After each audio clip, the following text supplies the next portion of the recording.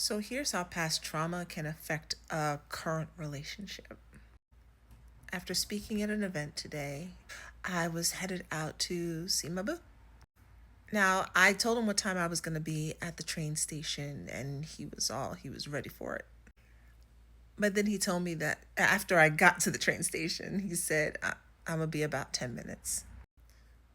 And when I saw that, immediately, I could feel my body shift.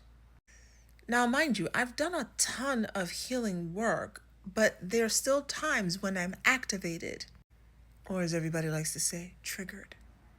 Being activated or triggered is not a bad thing. It shows you where there's still something that might be lurking around that needs to be worked on. I get in the car, I say hi, he says hi. I don't kiss him.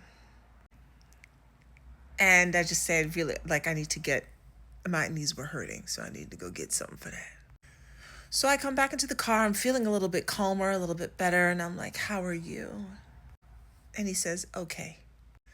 And it turns out that he was dealing with a plumbing issue at home, which is why he needed an additional 10 minutes. So I asked for grace again as I get more accustomed to being in a relationship with a man who shows up, shows out, who says and means what he says and means what he says. Y'all know what I'm trying to say. Had this been me 5 years ago or him 5 years ago, this probably would have erupted into some kind of very unnecessary argument. My past wounds meeting his past wounds without actually talking about anything that was underneath it. And I think this is what a lot of us do. We are upset about something that's so deep inside we don't want to talk about because it's too vulnerable. So we talk about the thing that's making us angry, which leads to an argument that's not necessary. So I want to encourage you to talk, to communicate, even the things that are deep down inside that are vulnerable.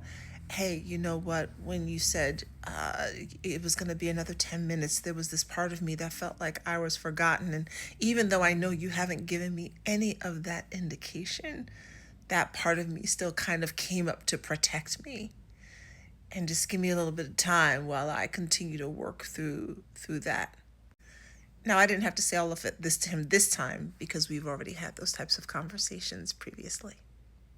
So he knows when I say, all right, give me grace. You know, I'm still catching up to having a man who shows up. He nods his head and he's like, all right. And then when we got out the car, he gave me a kiss because the love is still there. We just had a moment. So I really want to encourage you to communicate openly. Don't let small things turn into big things. Let me know what you think about this. Let me know how you communicate. Are you able to be open and honest with the person that you're with?